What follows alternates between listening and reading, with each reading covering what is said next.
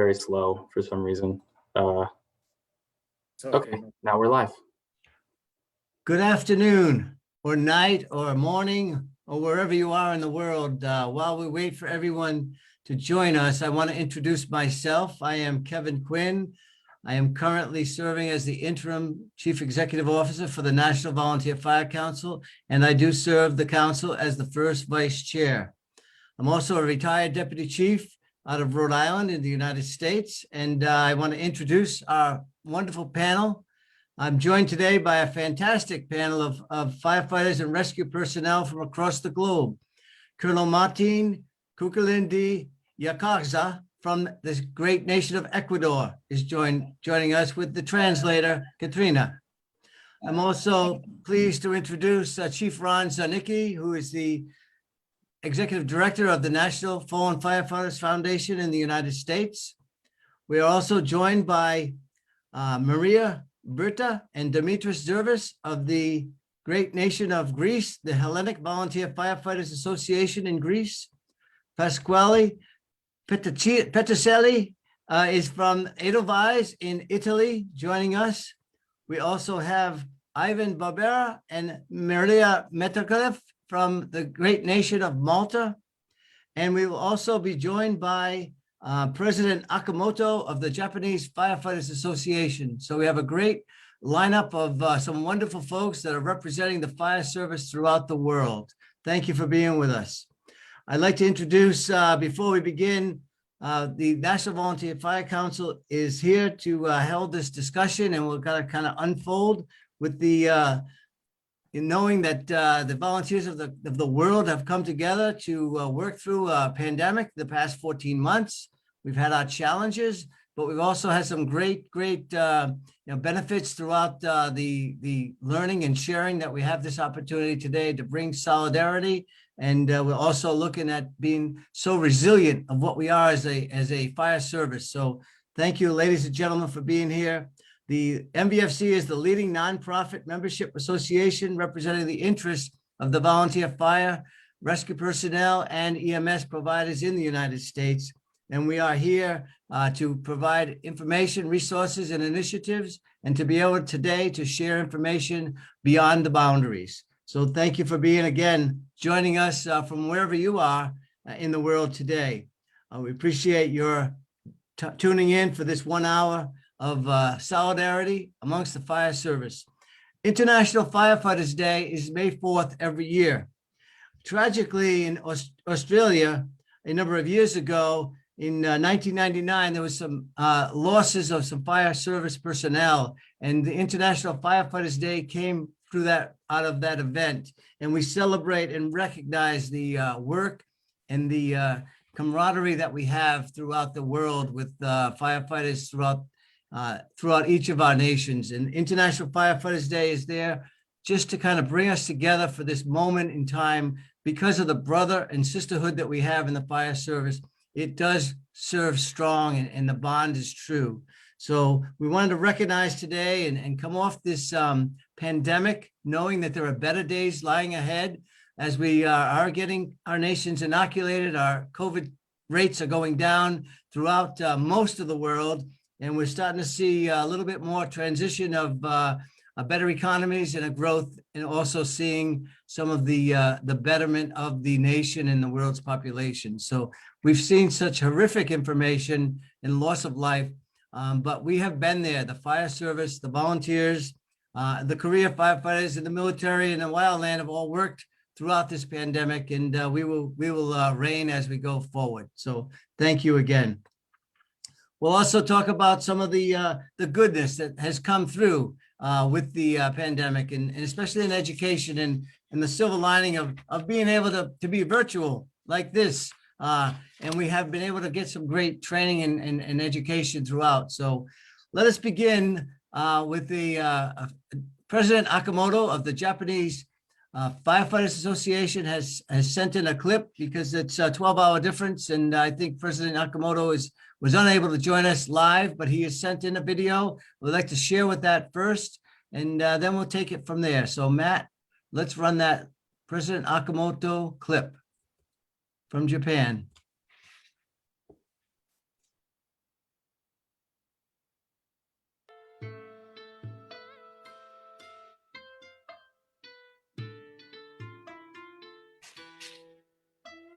I speak volunteer firefighters in Japan. Traditionally, houses in Japan are mostly made of wood and prone to fires. Japan is also located in an area with many disasters, such as earthquakes and typhoons, etc. For this reason, the importance of fire prevention and firefighting has been recognized for a long time, and fire and disaster prevention activities have been voluntarily carried out. In such background, organized volunteer fire teams appeared in Tokyo, the capital, about 300 years ago, and gradually spread to other regions. About 130 years ago was the beginning of the institutionalization of volunteer fire services throughout Japan. As a result, improvement of volunteer fire services system has progressed steadily. Japan's current carrier fire service system was established nationwide in about 50 years ago. Each area in Japan owns both carrier and volunteer fire services. Compared with 160,000 carrier firefighters, there are more than 800,000 volunteer firefighters in Japan, as an overwhelmingly larger number than carrier firefighters. As I mentioned at the beginning, Japan is a country prone to disaster, worsened by global environmental changes in recent years. Disasters tend to occur frequently and in large scale. Mission for fire services becomes more and more important considering the change in communities. It is a change to strengthen the community's disaster prevention system by involving all local people among with the volunteer firefighters so closely related to the local communities are extremely important. Volunteer fire services are facing many challenges. Firstly, retention of volunteer firefighters is a problem. As an important issue, the government is working on retention of volunteer firefighters by improving their treatment. This requires local governments to work together with volunteer fire department. In addition to firefighting, volunteer fighters are active in a wide range of tasks, such as responding to torrential rains, typhoons, earthquakes, etc. Meanwhile, they have to grasp weather information, maintain the lives of disaster victims, and interact with local residents in non-discovered times. Accordingly, better equipment, enhanced education, and trainings are needed. It is also important to secure human resources with various abilities. The Japan Firefighters Association is working closely with volunteer firefighters nationwide as well as government agencies to contribute to the development of fire service of the country. Among the efforts is the ongoing construction of our association's new building, compared with the previous 12,000 square meters, all the buildings. The new one will expand its floor area to 16,000 square meters, enabling other fire-related organizations to move in. It is expanded to become a comprehensive core base for fire service of the country. The new building will be completed in spring 2024. There are still many other issues to address, but I would like to make efforts to further enhance the volunteer fire service as well as to develop the entire fire service of the country by utilizing various information through friendly exchanges with our international friends. Thank you. Okay, well, we want to thank President Nakamoto and the Japanese Firefighters Association for sharing that information with us.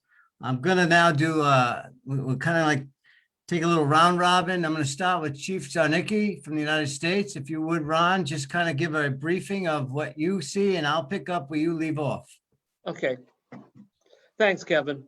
So first of all, on behalf of the National Fallen Firefighters Foundation, thank you for having me on with you guys today.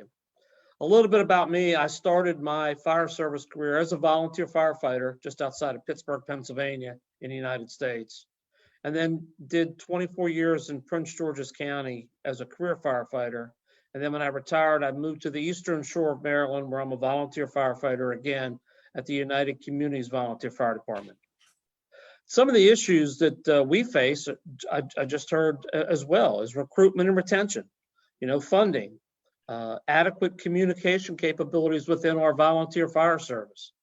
And I have to commend the National Volunteer Fire Council because you have really worked hard to try to improve those efforts, whether it be involvement with the government, as we heard in Japan as well, through the Assistance to Firefighter Grant Program and through SAFER, which are federally funded programs to help build our fire service community, to ensuring that virtual training events took place during the COVID pandemic, but also that training and education becomes a cornerstone of our survivability as volunteer firefighters in our country. I think the volunteer fire service represents about 70% of the firefighting force in the United States. I think the numbers are in the range of 700 to 800,000 active volunteers in our country. And it's estimated that the volunteer fire service in the United States saves about $47 billion, that's with a B, dollars to our communities throughout our nation. That is a significant amount of savings that is provided. But unfortunately, there are tolls to that. We have about 100 firefighters each year who die in the line of duty, career and volunteer together. And so the National Fallen Firefighters Foundation is responsible for honoring each one of those firefighters that dies in the line of duty, and then helping the families of those fallen firefighters to rebuild their lives.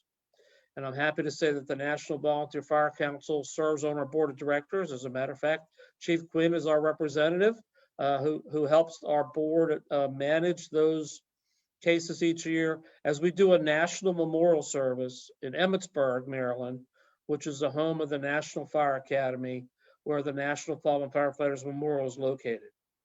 And so those efforts are really a way to tell our fire service families that we care about them, that we're not going to let their loved one be forgotten.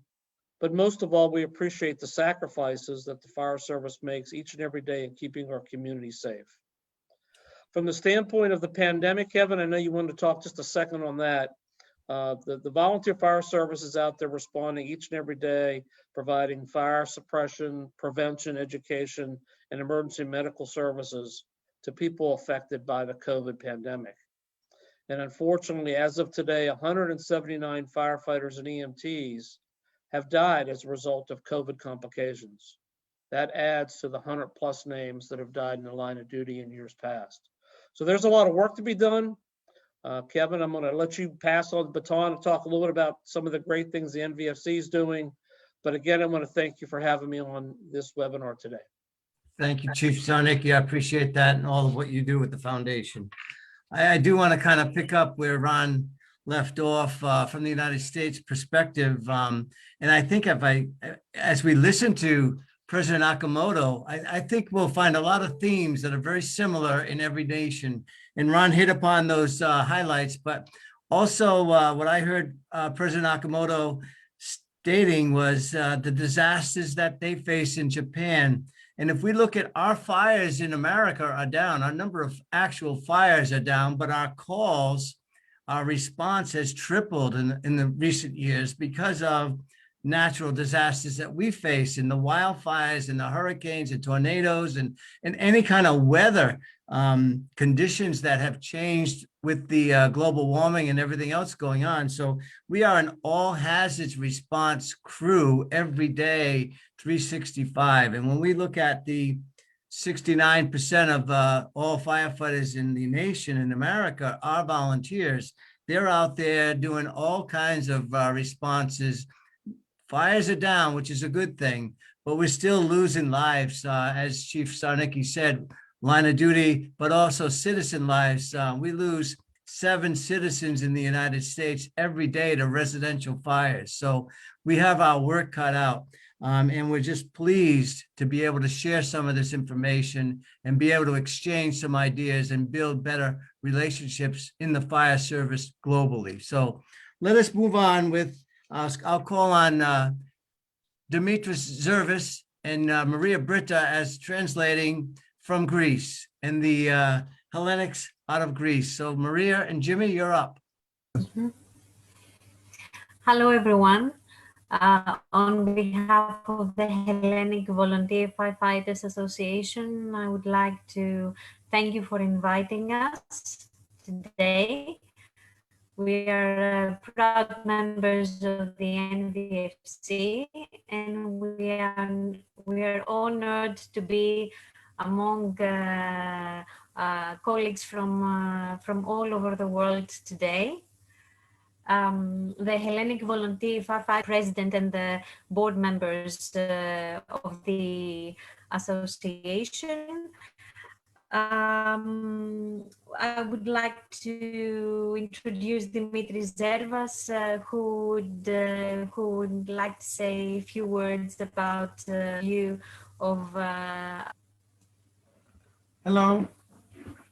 My name is Dimitris Zervas. I'm 20 years in the Hellenic Fire Service as a volunteer firefighter. The Hellenic Fire Service established in 1930. Before that, there was army firefighters only. The volunteer firefighters established in Greece just 1991, and in May we will celebrate the 30 years of the Greek volunteer firefighters. The Greece is a little bit bigger than the state of the New York, and the population is little bit less than 11 millions. In Greece, we have around more than 250 combined fire stations with volunteers, career, and the summer period, we have also seasonal firefighters, and only 20 volunteer fire stations because our history isn't so is not going back so many years like other countries in the Europe and in the America and the worldwide, but our passion is big, same as yours. We are happy to be here with you and discuss all this matter which concerning our global family of volunteer and career firefighters. Very good. Thank you, Jimmy and Maria. I'd like to call upon Pasquale out of Italy in Edelweiss. Pasquale, with your translator. Hi, first of all, Pasquale would like to thank you all for having us here. Ours is a little bit different. We're not really firefighters, but we are a rescue team.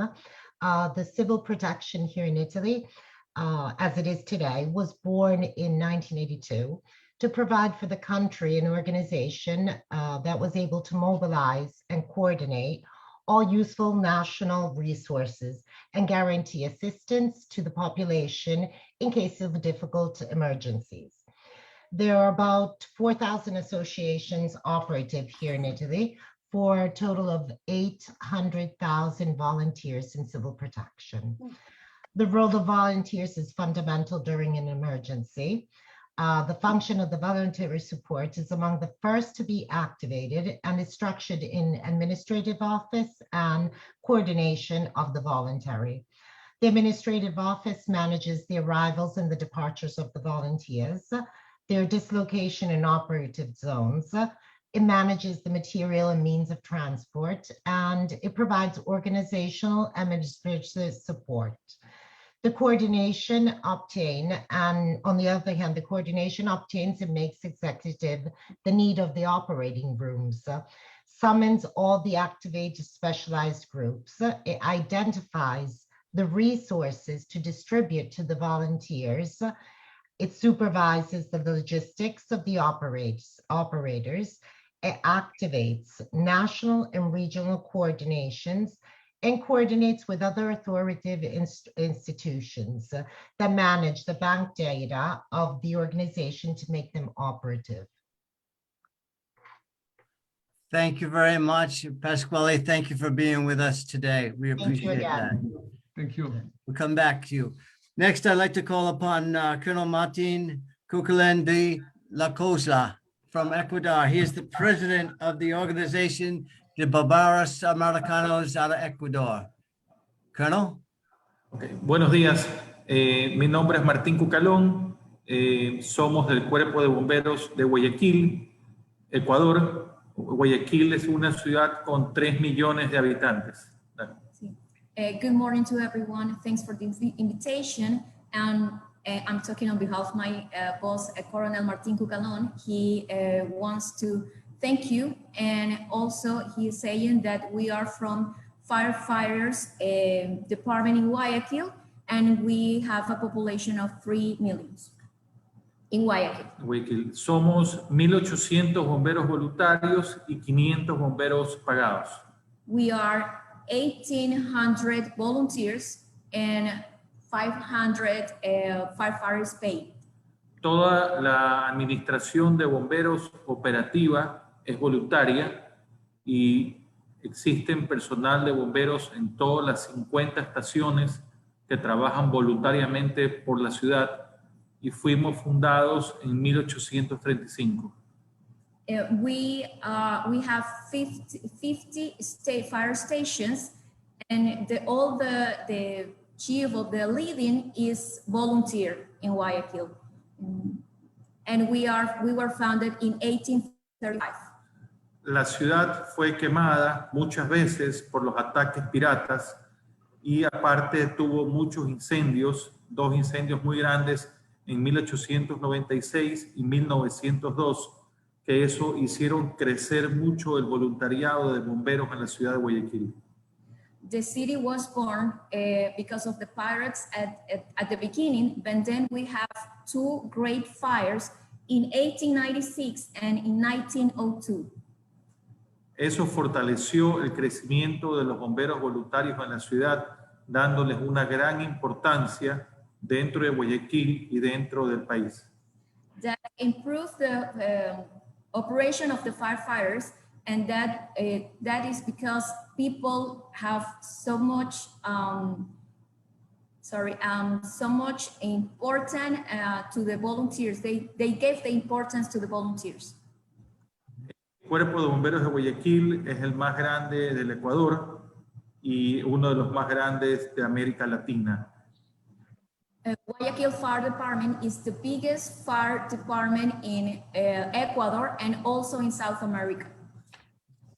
El Aparte de ser jefe de bomberos de Guayaquil, soy el presidente de la Organización de Bomberos Americanos, que organiza y agrupa bomberos voluntarios y bomberos oficiales. And as you mentioned, he is our colonel in fire department in Guayaquil, and also he's the president of the Organization of American Firefighters.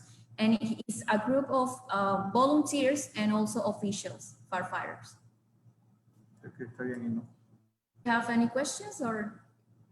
Very good. We'll come back to you in a little bit, okay? Thank you so much. Thank you. Ivan and Maria from Malta, would you give us an overview, please? Are you on mute? There you Yes. go. First of all, we would like to thank you for this invitation. We are very pleased and glad to be present here. Here we are representing the FRU. I'm Maria Vassallo. My colleague here is Ivan Barbara. We are representing the FRU, which is a voluntary organization based on the island of Malta, Malta being situated in the Mediterranean, in the southern part of Europe. It's a very small island with a population of 500,000. Therefore, our civil protection setup differs to some extent to the setup of civil protection in other countries. The EFRU, being a fully fledged voluntary organization, has been in operation for the past 15 years. The primary objective of the unit is to have a team of trained and professional rescue volunteers who are able to augment the force of the civil protection, of the government civil protection in times of need, specifically in the case of national incidents that are of significant importance, such as industrial fires, floods. Sometimes we have flash floods and after heavy downpour. And continuously we try and we endeavor to train our volunteers so as to remain abreast in the key disciplines that we operate in, such as firefighting, urban search and rescue, K9, first response, and rope rescue being the major ones, basically. I'll leave it to Ivan to indicate the challenges that we are now seeing. Thank you very much. Again, Kevin, thank you for the invite. It's our pleasure forming part of this webinar. Well, to continue on what Maria has started, it is important to understand that until a few decades ago, Malta did not have its own civil protection department, but they had a fire brigade which formed part of the police force. So when the civil protection came to be, which was early 2000s, there were already a couple of voluntary organizations operating on the island of Malta with the scope to assist the constituted authorities in case of national calamities. And EFRU was actually set up sometime after the civil protection, so both civil protection locally and the voluntary units, EFRU being one of them, are relatively young. However, there was immediately a synergy that was being built between the department and the volunteer units here in Malta. Contrary to what we have heard from our colleagues, we do not have a lot of volunteer units here in Malta. Our units in all, perhaps they can come up to 120 active volunteers, but then we have a very well-equipped and quite modernized civil protection department. As well, the geological position of Malta places it into a relatively safe spot in the globe. So we do not have a lot of national calamities, disasters, and as well, even due to the way our infrastructure is built, mainly using stone, hard stone, to build our houses. We do not have an excessive high risk of domestic fires or commercial fires either. So our specialty in this as volunteers is always to support the constituted authorities, whether it is, like Maria said, in urban search and rescue, in canine search if need be, but primarily in the isolated cases where we have major fire situations involving commercial or industrial situations. Obviously, as all other volunteers, we try to be proactive with our training, and the COVID situation gave us this opportunity as well, that together with our civil protection department, so with the professional firefighters, we did training on hazmat and decontamination procedures, which obviously did not fall within our normal remit as volunteers.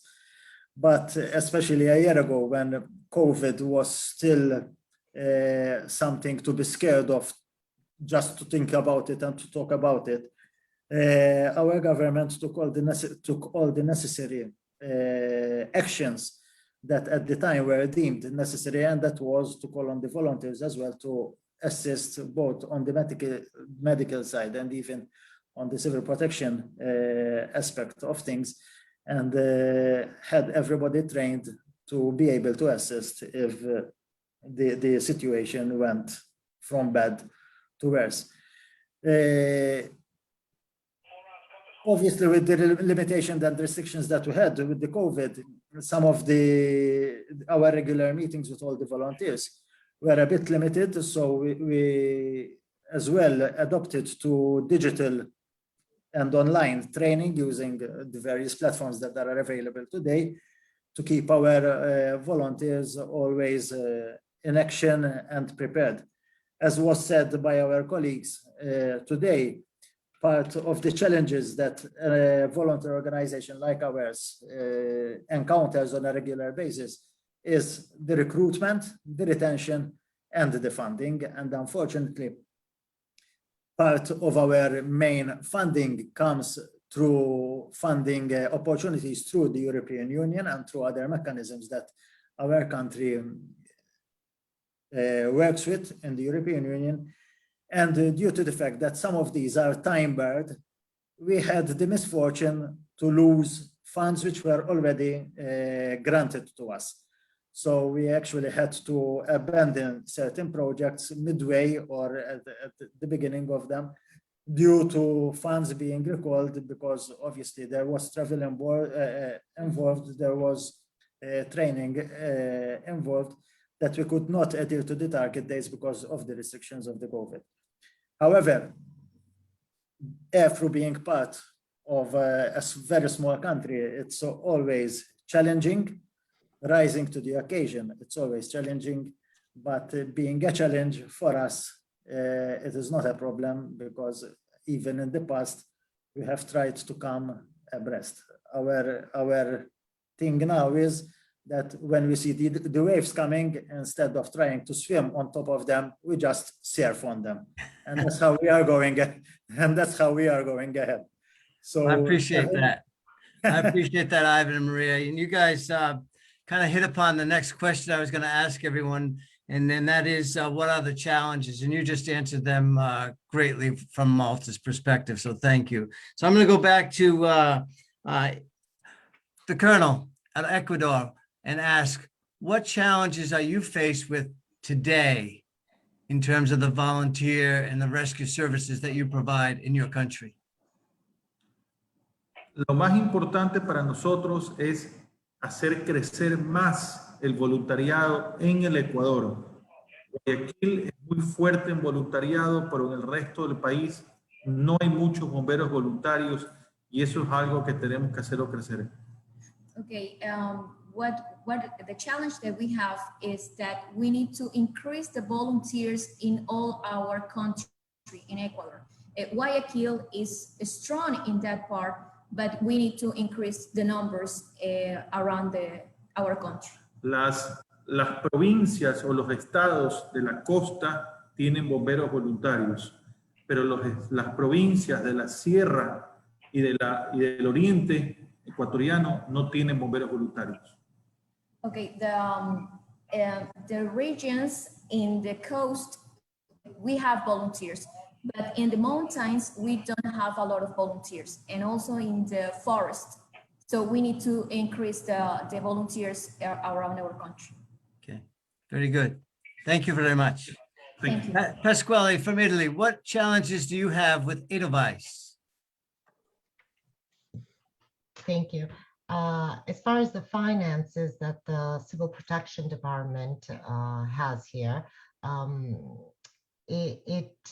of the biggest problems is the upgrading of the equipment and the vehicles, the dissemination of the civil protection and the culture that of being a volunteer that needs to be spread, and that's important.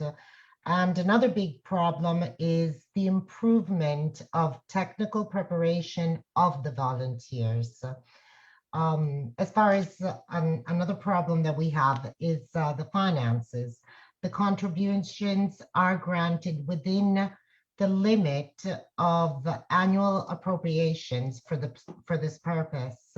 On the other hand, the millement of the association we have is to ask help to private companies. So we don't get funds. We have private companies, donators, and civils that give us funds. Another problem, like the other man said, is the enrollment. We do have, or the association predisposes projects every year to enroll new volunteers, and it's activated, but unfortunately the numbers aren't that high.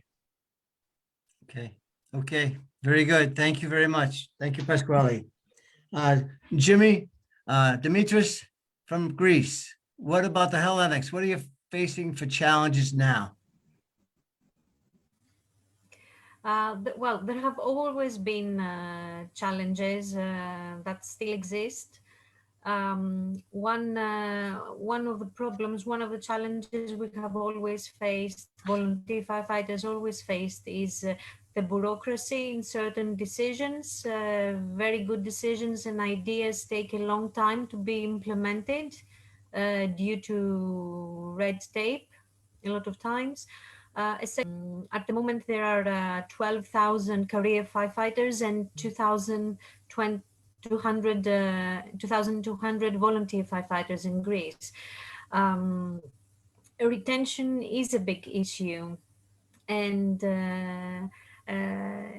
unfortunately, especially with financial challenges that the country is facing due to COVID-19 crisis, retention has increased as a problem. Let us not forget that Greece had just begun to recover from the financial crisis that troubled the country for many years. And then the COVID crisis struck. So I would say that at the moment, the financial challenge is crucial, and it affects all aspects. For Greece, it was a double whammy with your financial crisis and then COVID hitting. So the recovery will probably be a little longer, I would guess, but the recovery will be there. It will be ahead for sure. That would be another challenge for us. Yes. Okay. Thank you very much, Jimmy and Maria. Yes, that's, I would focus, yes, on these three challenges. Yes. Thank you. I would say, and I'll ask Ron to follow me up on this, but in the volunteer fire services in America, we were faced with the COVID situation, and it affected three areas that we saw from our national perspective. One is the ability to fundraise in the departments because there was no way, all the fundraising was put on hold throughout America in terms of the volunteer fire departments. And then the recruitment was certainly affected by COVID. And the third one was the ability to train in person. And that's why we have the silver lining of virtual training, which is good. We developed that, and there are so many platforms and being able to extend the boundaries. But those are the areas that were impacted by COVID. But when we look at the overall challenges in the United States, I think we always come back to the recruitment, the retention, and in America, it's the replacement of volunteers because we're an aging population. The volunteer firefighters are aging, so we have to get that new generation of boots on the ground, and that's really our focus through the MVFC. And we have a Make Me a Firefighter program that is drawing in new recruits throughout the nation. So we're very proud of that program as well. So Ron, do you want to add anything else on maybe challenges you see that we haven't covered? Yeah, I think real quick, it's the economics of the world today. Most people in our country have to work multiple jobs to pay the bills, and then there are requirements for school time and church and community activities. And all those elements take away from the time people had to volunteer. So volunteerism as a whole is suffering in our country, and we have to find a way to bring those balances. And I think some of the programs that I'm sure the MVFC was more than willing to share is the Safer Staffing for Adequate Fire and Rescue Facilities provides some funding for daycare, provides some funding for college education. It provides ways and tools so that people have the time to become a volunteer firefighter and support their communities. I had a question that came in. I want all of you to address it from your respective nation. The question is, how old do you have to be? Or what's the youngest age that you could be to be a volunteer in your country? And in the United States, we pretty much started at 16 for our junior members. There may be some other programs, but 16 is usually the youngest age limit that we find in America. How about in Greece? What do you find? In Greece, we don't have youth fire members. You can become volunteer firefighters from 55 years old. You can, and after that, you can leave the fire service at the 60 if you want to stay from so long time. There was some tryings to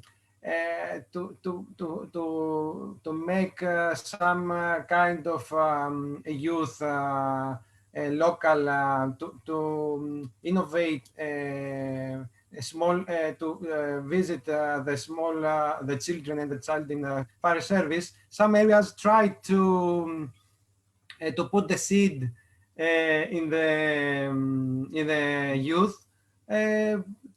So when they will become 18 years old to join as volunteer firefighters, Hellenic Fire Service. Right. Okay. Thank you. I know in Germany couldn't make it today, but Germany has 30,000 career firefighters in the nation and over 1 million volunteers, but they start their programs at a very young age, and they have something at the stop, drop, and roll programs right on through, and every age group is something. So they have that seeds planted and well developed in Germany. So they have quite an impressive program, very standardized. Ecuador, how about the age where you could start to volunteer in fire service? The volunteers started at 18. 18, okay, okay, Yes. Very good. Have there ever been any discussion about starting a youth program to get the seed planted in Ecuador? Yes, we have some programs for the children's from 10 years. 10 years. Okay, just to introduce, stop, drop, and roll fire safety. Yes, we have some Summer camps. Summer camps. Okay, okay. Yes. Very good. Very good. How about in Malta, Ivan or Maria?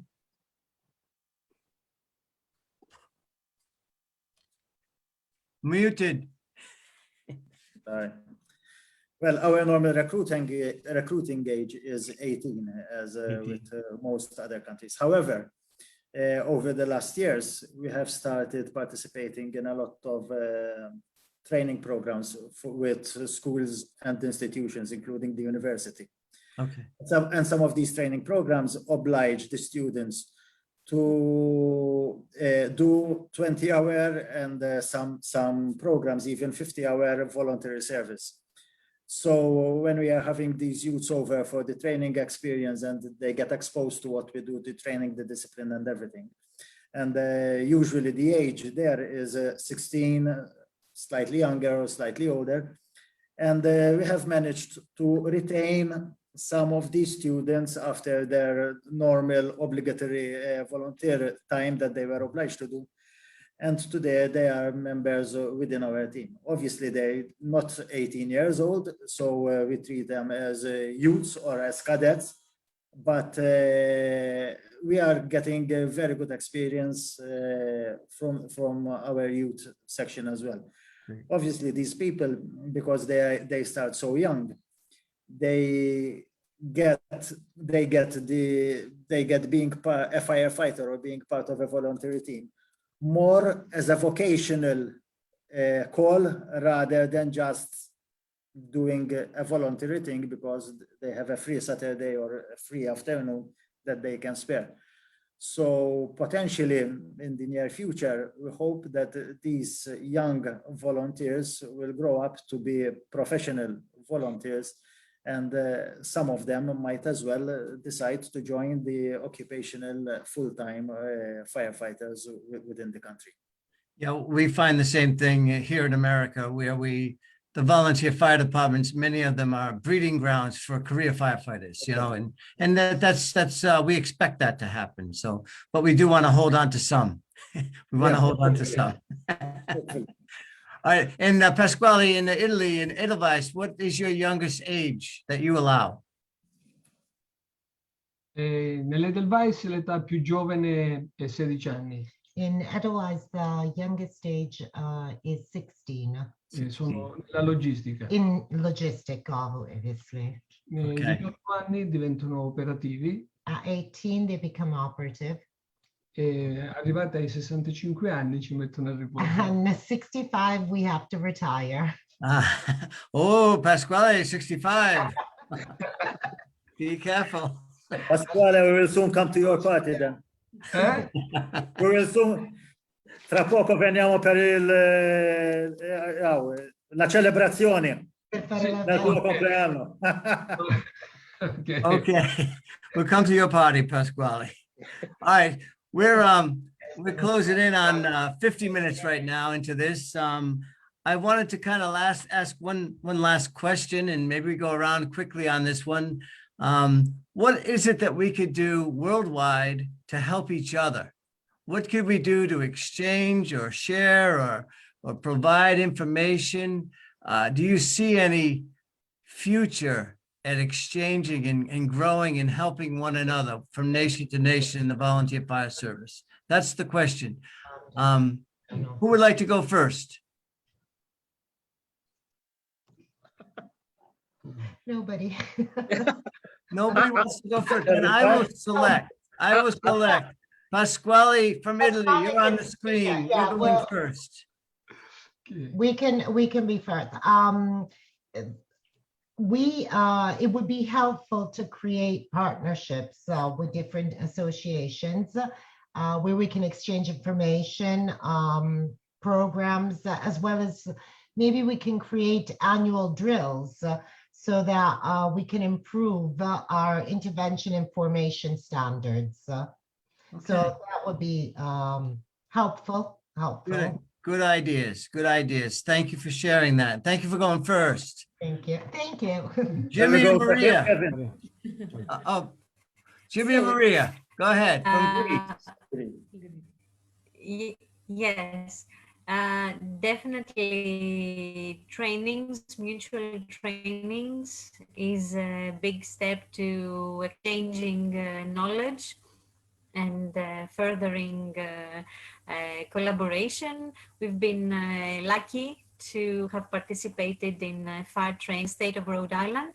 And this has, we've learned things that have been, we've seen things that from people who are role model to us, since they have a history of more years in firefighting and in volunteer firefighting, of course. And that has allowed us to gain some more knowledge. So mutual training is one of a basic idea. Now you mentioned the silver lining. A silver lining through this situation of the COVID crisis is platforms like Zoom that allow people to connect from all over the world, and this is another way for us to share information. Even this event today is, we wouldn't have known each other, we wouldn't have met each other and share this information so easily. However, we are given this opportunity today to share our reality in our country, to hear the reality of volunteer firefighters in other countries. And I would say that this is the silver lining and a hope for the future. Great. Okay, Ecuador, Colonel. Ecuador. Okay, yes.